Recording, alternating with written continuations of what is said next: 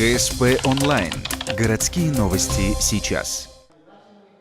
Ухту посетила делегация из Дагестана. В нашем северном городе она закончила свой большой тур по России. За плечами у общественников Крым, Кавказ, Центральная Россия и Ямал. Цель такого большого путешествия – поделиться опытом как в национальном взаимодействии, так и в спорте. Так, в рамках развития этого направления в зале смешанных единоборств спорткомплекса «Буревестник» мастер-класс провел многократный победитель российских и мировых соревнований по ММА.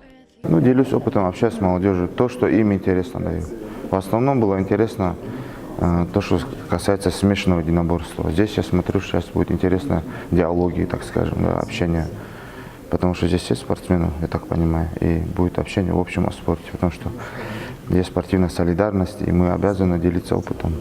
Шамиль Абдулаев не только поделился практическими навыками, но и побеседовал со спортсменами, отметив, что достиг спортивных высот не только благодаря усердным тренировкам, но и любви.